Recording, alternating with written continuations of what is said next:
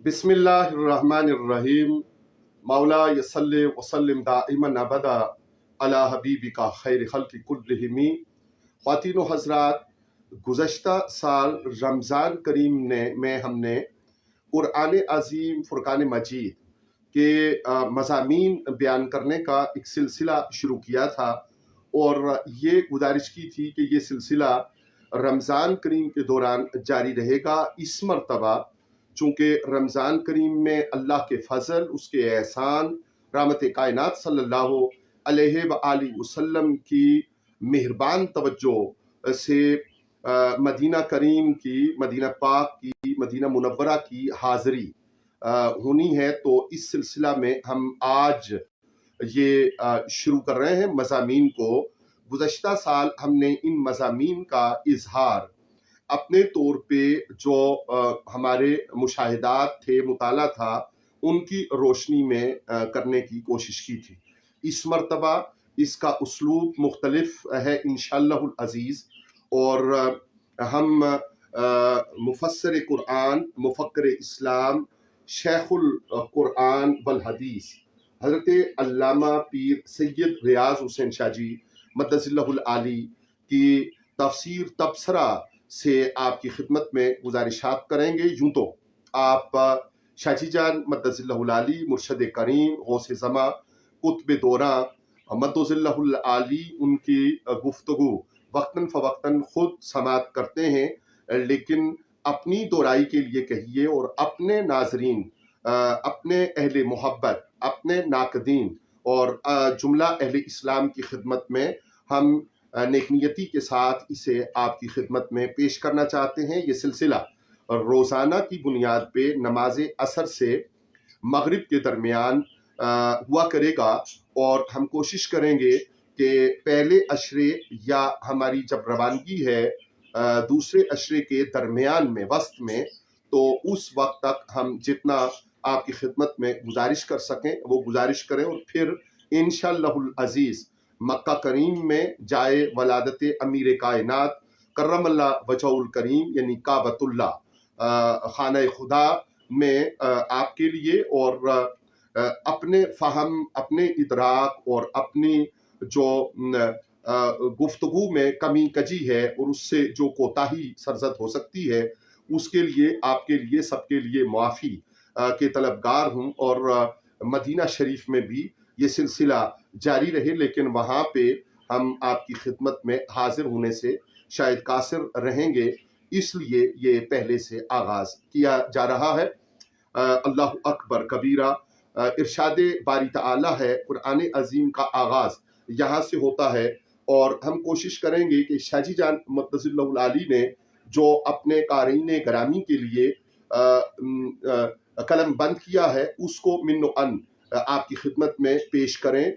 लेकिन हमारे पढ़ने में या हमारी लबो लहजे में, ज़ेरो ज़बर में कोई कोताही हो, उसका मयार वो ना हो जो हुज़ूर मुफस्सिर कुरआन, मुफक्किर इस्लाम ने जिस अंदाज में बात की है और कुरआन अज़ीम के उसलूब हमें समझाने की, आम मुसलमानों को समझाने की कोशिश की है, उसमें कमी बेशी हो तो हम रब रसूल से जल्ल मजदुहु अज़्ज़ शानुहु अतम्म बुरहानुहु और आप सल्लल्लाहु अलैहि व आलिहि वसल्लम से, जिनके कल्बे नूर पर कुरआन अज़ीम नाजिल हुआ, से माफ़ी के तलबगार होंगे, और आपसे खुद मुर्शद करीम से दरगुजर की इल्तिजा करेंगे। इरशाद बारी ताला हुआ, आऊज़ु बिल्लाहि मिनश शैतानिर रजीम, मैं अल्लाह की पनाह चाहता हूँ धुतकारे हुए शैतान से।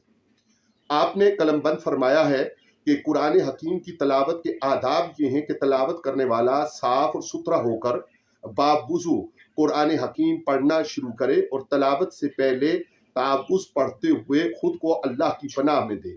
अल्लाह की पनाह ही वो हिसार मोहकम है कि शैतान वहाँ मुदाखिलत नहीं कर सकता। गोया कुरान अज़ीम के मज़ामीन के लिए, तलावत के लिए, समझने के लिए और तफसीली महासन को में उतरने और उनसे फैज़ बार और नूर बार होने के लिए शैतान से अल्लाह ताला का हिसार तलब करना, ये अहम नुक्ता हुआ। और आपने इरशाद फरमाया है لکھا ہے کہ اللہ تعالیٰ نے فرمایا پس جب تم قرآن پڑھو تو پناہ مانگو اللہ کی. اس آیت کا ترجمہ اور پھر فرمایا تعوذ قرآنی آیت نہیں ہے لیکن حضور صلی اللہ علیہ وآلہ وسلم کی زبان نور سے اس کا مسنون ہونا ثابت ہے. گویا اعوذ باللہ پڑھنا سنت مطہرہ ٹھہرا. حضرت عبداللہ بن مسعود رضی اللہ عنہ کو رسول اللہ صلی اللہ علیہ وآلہ وسلم نے یہی الفاظ ارشاد فرمائے. اور یہ کلمہ پڑھنے سے سب سے بڑا فائدہ اللہ تعالیٰ کے حکم ماننے کا ہوتا ہے اور رسول صلی اللہ علیہ وآلہ وسلم سے موافقت کا نور ملتا ہے. صحیح بخاری شریف کے حوالے سے شاہ جی جان مدظ اللہ العالی نے لکھا کہ حضور صلی اللہ علیہ وآلہ وسلم کے قریب ہی دو آدمی آپس میں الجھ گئے. شدت غضب سے ایک کا رنگ سرخ ہو گیا اور رگیں پھول گئیں. آپ صلی اللہ علیہ وآلہ وسلم نے اسے دیکھ کر فرمایا میں ایک ایسا کلمہ جانتا ہوں جس کے ادا کرنے سے غصہ دور ہو جاتا ہے اور وہ ہے اعوذ باللہ من الشیطان الرجیم.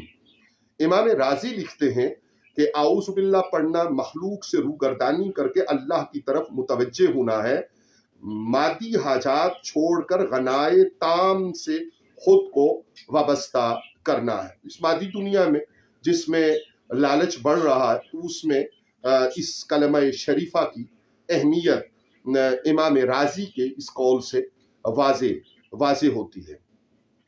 اور فرمایا کہ اعوذ باللہ ایسا کلمہ ہے جس سے ہر قسم کی بلیات کا دفع ہونا اور دفع کرنا ممکن ہو جاتا ہے.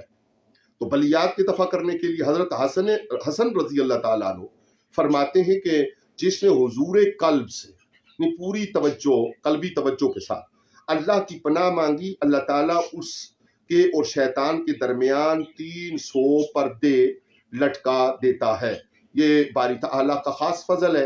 اور ان 300 پردوں کے بارے میں مزید کہا گیا کہ ہر پردہ کے مابین اتنی مسافت ہوتی ہے جتنی آسمان اور زمین کے درمیان ہوتی ہے. علامہ قرطبی اس معاملے میں کہتے ہیں کہ استعاذ کا معنی پناہ لینا ہوتا ہے، کسی مکروہ، عیبدار، مضرت رساں یعنی نقصان دینے والی اور خسارہ دینے والی جو چیز ہے اس سے بچ کر کسی دوسری مدد، تقیہ اور پناہ بخشنے والی چیز کی طرف جگہ لینا استعاذ ہے. تعویذ اسی سے ماخوذ ہے. یہ جو ہم روزمرہ استعمال کرتے ہیں تعویذ، یہ اسی سے ماخوذ ہے. اس میں اس تعویذ کا تعلق مزارات کے اوپر بنائی جانے والی عمارت بھی ہوتی ہے اور روزمرہ میں جو بازو کے ساتھ باندھنے کے لیے یا گلے میں باندھنے کے لیے تعویذ یا پینے کے لیے تعویذ دینے کا چلن ہے، مسنون طریقہ پر جو چلن ہے وہ بھی مراد ہے. عرب ناپسندیدہ امر کے وقت کہتے ہیں کہ یہ کلمہ استعمال کرتے ہیں اور اس میں یہ معنی شامل ہیں. قرآن مجید کی تعلیم یہی ہے کہ پناہ اللہ ہی کی لی جائے. خصوصاً قرآن کی تلاوت شروع ہونے سے پہلے خود کو اللہ کے سپرد کرنا چاہیے تاکہ شیطان وسوسہ اندازی نہ کر سکے. تو یہ فوائد ہوئے. اور کہا کہ شطن کا معنی خیر اور بلائی سے دور ہونا ہوتا ہے، یعنی جو شیطان کا مادہ ہے وہ خیر اور بلائی سے دور ہونے کا ہے. اللہ اکبر، اللہ اکبر. شیطان کو شیطان اسی لیے کہتے ہیں کہ وہ حق سے دور ہوتا ہے. زبیدی حنفی لکھتے ہیں کہ شطن رسی کو کہتے ہیں اس لیے کہ اس کے دونوں سرے بہت دور نکل جاتے ہیں. رسی جتنی لمبی ہوگی اس کے دونوں سرے اتنی دور نکل جاتے ہیں. ہر وہ مخلوق جو سرکش ہو جائے شیطان ہے، انسانوں میں سے ہو یا جنات میں سے ہو. اللہ تعالیٰ سے دعا کہ ہم سب کو سننے دیکھنے والوں اور بندہ گنہگار ناچیز کو اللہ تعالیٰ ایسے کردار سے بچائے کہ جو کہا گیا کہ ہر وہ مخلوق جو سرکش ہو جائے شیطان ہے، انسانوں میں سے ہو یا جنات میں سے ہو. غصے اور غضب میں جلنے والی اونٹنی کو بھی اسی طرح کی اصطلاح سے تعبیر کیا جاتا ہے۔ ہر شیطان ابلیس نہیں ہوتا، لیکن ابلیس خود شیطان ہی ہوتا ہے، اس لیے کہ وہ نافرمانیوں سے ذریت آدم کو ہلاک کرنے کے در پہ ہوتا ہے۔ اس کا ارادہ اور نیت بنی آدم کو ہلاک کرنا ہے اور اپنے اس کردار سے ہلاک کرنا ہے جس کا تذکرہ ہوا۔ اعوذ باللہ من الشیطان الرجیم، شیطان کی دوسری خصلت بتائی گئی کہ وہ الرجیم ہے، اور الرجیم ذلیل اور بھلائی سے دور ہونے والے کو کہتے ہیں۔ الرجیم کا اصل معنی پتھر مارنا ہوتا ہے، جبکہ عرب اس لفظ کو لعنت کرنے، دھتکارنے، گالی دینے، قتل کرنے کے معنوں میں بھی استعمال کرتے ہیں۔ علامہ قرطبی نے شیطان لفظ کی تشریح میں ایک عبرت آموز روایت نقل کی۔ حضرت علی رضی اللہ تعالی عنہ فرماتے ہیں، میں نے ایک مرتبہ حضور نبی کریم صلی اللہ علیہ وآلہ وسلم کو کوہ صفا کے پاس دیکھا۔ آپ ایک ایسے شخص کی طرف متوجہ تھے جو ہاتھی کی صورت میں محسوس ہو رہا تھا۔ آپ صلی اللہ علیہ وآلہ وسلم اس پر لعنت کر رہے تھے۔ میں نے عرض کی، یا رسول اللہ، یہ کون تھا جس پر آپ لعنت کر رہے تھے؟ آپ نے فرمایا، الشیطان الرجیم۔ میں نے کہا، اللہ کے دشمن، واللہ میں تجھے قتل کروں گا اور امت مرحومہ کو تجھ سے نجات دوں گا۔ شیطان نے کہا، یہ میری تمہاری طرف سے کیا جزا ہوئی؟ میں نے کہا، اے اللہ کے دشمن، میری طرف سے تیری کیا جزا ہے؟ شیطان نے کہا، قسم اللہ کی، اے علی، تجھ سے کوئی دشمنی نہیں کرتا مگر میں اس کے باپ کے ساتھ اس کی ماں کے رحم میں شریک ہوتا ہوں۔ یہ رحمت کائنات صلی اللہ علیہ وآلہ وسلم کے اس کوہ پر اس ہاتھی نما کو لعنت کرنے کے موقع پر مکالمہ ہے جو شیطان رجیم اور امیر کائنات مولا کائنات علی پاک کرم اللہ وجہ الکریم کے درمیان ہوا، اور اسے صاحب تبصرہ نے ایک معتبر حوالہ سے درج تفسیر فرمایا۔ بسم اللہ الرحمن الرحیم، رحمتوں والے مہربان اللہ کے نام سے شروع۔ بسم اللہ کلزم قطرہ میں ہے اور کائنات حباب اندر موجود ہے۔ ہر برکت، ہر رحمت، ہر نور اور ہر قوت کی ابتدا بھی اور انتہا بھی بسم اللہ میں ہے۔ جو پچھلے الفاظ ثقیل تھے ان کو اگلے الفاظ نے خود تشریح کا روپ دے دیا۔ بسم اللہ کے بارے میں مزید کہا گیا، لکھا گیا، صاحب تفسیر تبصرہ نے لکھا کہ صفات حسنہ کا سرور نواز سرچشمہ، یعنی جو سرور دے دیتا ہے، لطف اندوز کرتا ہے، اس کا سرچشمہ بسم اللہ ہے۔ علم و آگاہی کا ہر مصدر بسم اللہ میں ہے۔ مادیت شکنی اور حقیقت یابی کی کنجی بسم اللہ ہے۔ خاموشی میں روح کی تاروں اور ابد ازل کا نغمہ بسم اللہ ہے۔ مدار عشق میں جہاں نظریں کلام صادر کرتی ہیں بسم اللہ ہے۔ دائرہ عقل جہاں حکمتیں جھولیاں برتی ہیں وہ بسم اللہ ہے۔ شاید یہی وجہ ہے کہ بڑے بزرگ بوڑھوں میں یہ بات عام تھی، اور آج بھی اچھے گھروں میں یہ بات عام ہے کہ وہ، یہ ہم یہاں سے نہیں پڑھ رہے، خود عرض کر رہے ہیں کہ وہ کوئی اہل محبت میں سے ان کے سامنے جائے یا گھر میں داخل ہو تو اسے بسم اللہ اور کبھی کبھار ست بسم اللہ بھی کہتے، اور جی بسم اللہ، جی آیانو کہا جاتا۔ مدار عشق میں جہاں نظریں کلام صادر کرتی ہیں بسم اللہ ہے۔ دائرہ عقل جہاں حکمتیں جھولیاں برتی ہیں وہ بسم اللہ ہے۔ اسماء کی حقیقتیں تلاش کرنے والے طالبین کے قافلے جہاں اسم حق پا کر سر بسجود ہو جاتے ہیں وہ بھی بسم اللہ میں ہے۔ بسم اللہ اسم محبوب کا ورد بھی ہے اور حسن محبوب دیکھنے کا آئینہ بھی، یعنی جس طرح ہم آئینے میں اپنی شکل دیکھتے ہیں تو وہ بسم اللہ آئینہ ہے۔ کس کا؟ طالبین کے قافلے جہاں اسم حق پا کر سرپسجود ہوتے ہیں وہ بسم اللہ میں ہے۔ بسم اللہ اسم محبوب کا درد بھی ہے اور حسن محبوب دیکھنے کا آئینہ بھی۔ کتنی لذیذ، میٹھی اور پرجمال یافت ہے کسی عاشق کی جب اس نے راز کھول دیا سارا قرآن فاتح میں اور فاتح تسمیہ میں۔ پھر سماعت فرمائیے گا۔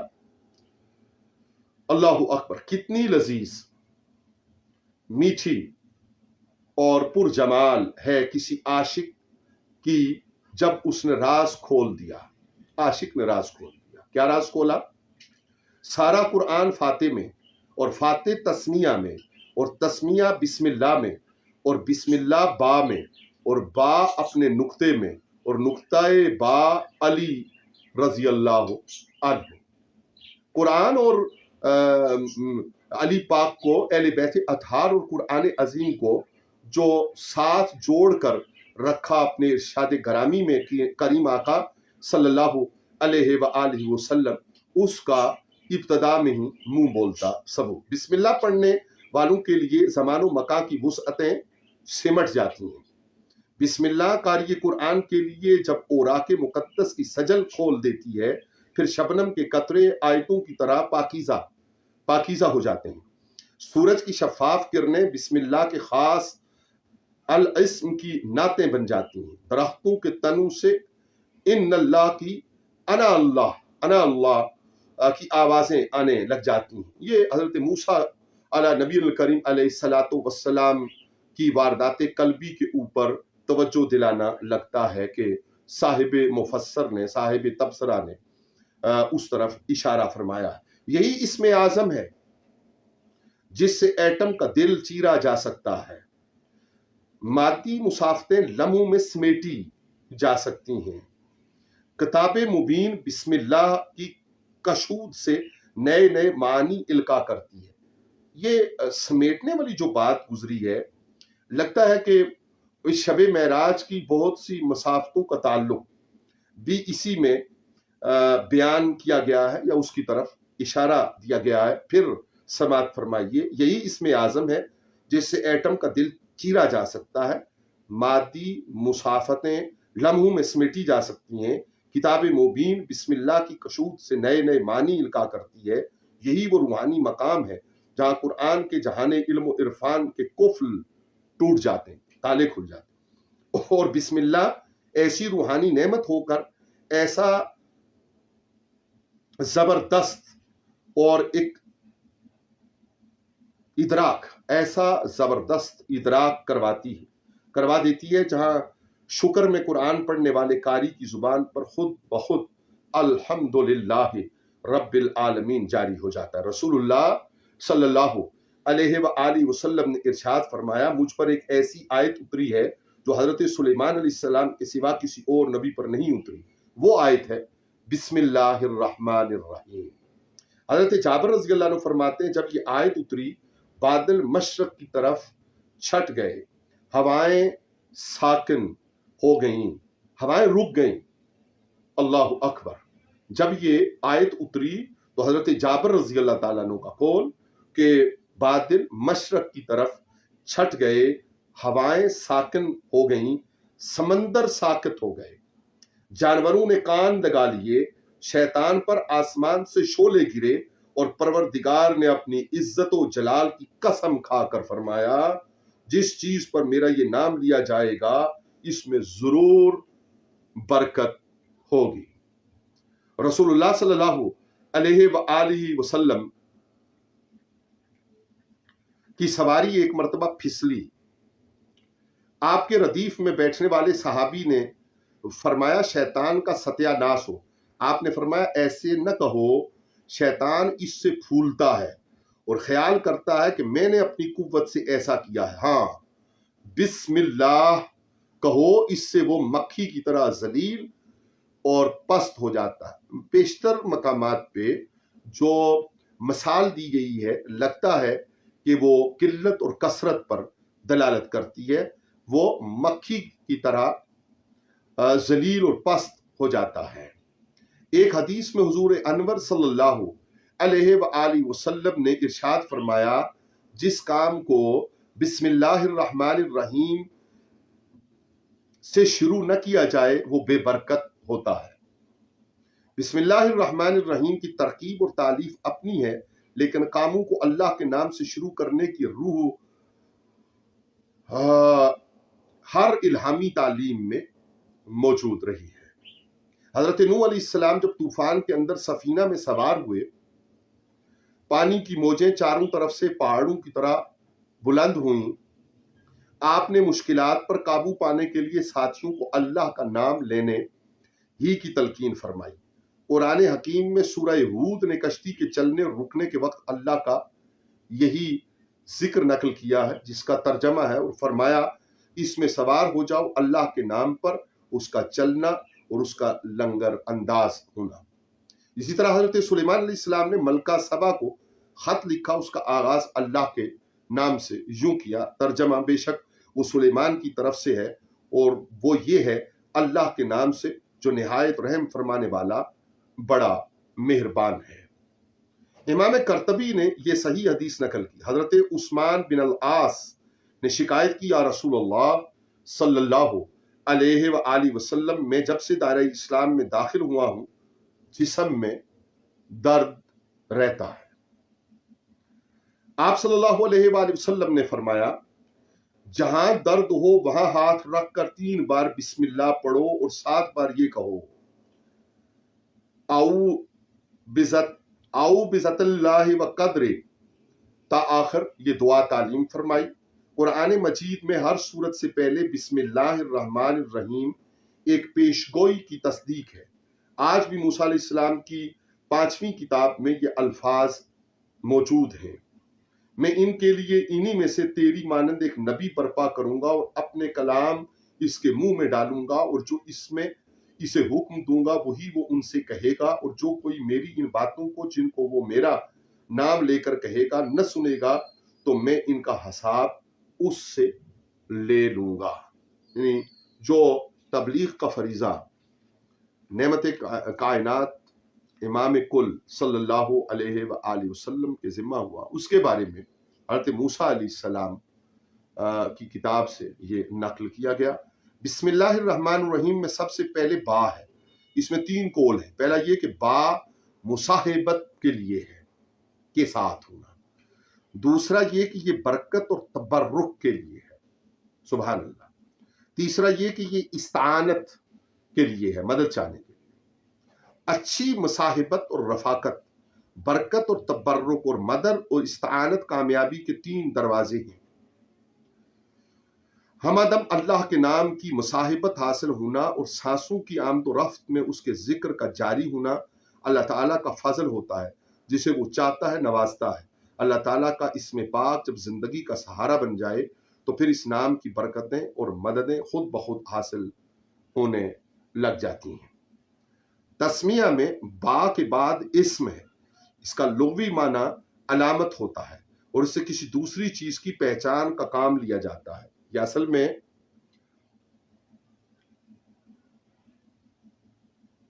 وہ لفظ ہے واحد کے طور پہ جس کی جمع اسما ہوتی ہے، اور یہ بھی کہا گیا ہے کہ یہ جس سے مشتق ہے اس کا معنی عرفہ اور اعلیٰ ہونا ہوتا ہے۔ آسمان کو سما اسی جہت سے کہا جاتا ہے، جبکہ تسمیہ کے معنی نام رکھنا ہوتا ہے۔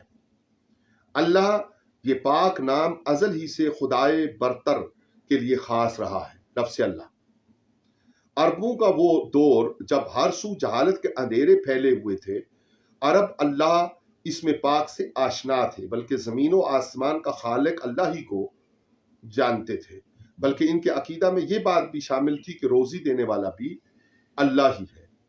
اللہ اسم اعظم ہے، یہ اس کا ذاتی نام ہے۔ زمخشری نے تفسیر کشاف میں لکھا ہے کہ اللہ کسی کلمہ سے مشتق نہیں، اس کی حقیقت تک رسائی ممکن نہیں۔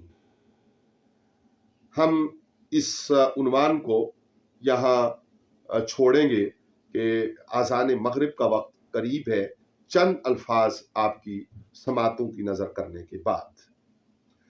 تفتشازانی نے اس عبارت کی تشریح میں لکھا، جس طرح اللہ کی ذات و صفات میں وہم و ادراک حیران ہیں، اسی طرح لفظ اللہ کی حقیقت کے ادراک سے عاجز ہے۔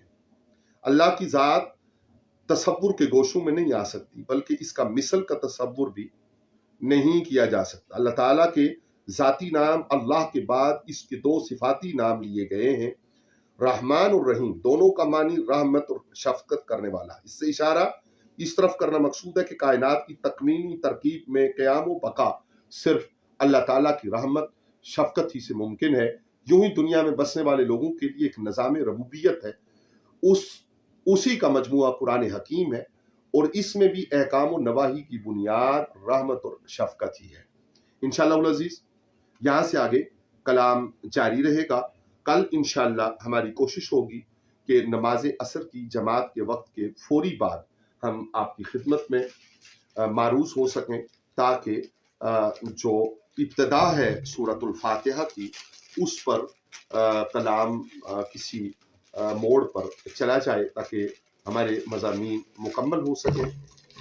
आखिरी बात आपकी खिदमत में ये गुजारिश है कि ये मज़ामीन डाउनलोड करके इंशाअल्लाह अज़ीज़ यूट्यूब चैनल पे भी रोज़ाना लगा दिया जाए करेंगे, और बाद अज़ां आप उसे यूट्यूब पर भी मुलाहिज़ा फरमा सकेंगे, जिसका लिंक हम आज की गुफ्तगू में शामिल किए देते हैं। जज़ाकल्लाह फ़िद्दारैन। वस्सलामु अलैकुम वरहमतुल्लाह।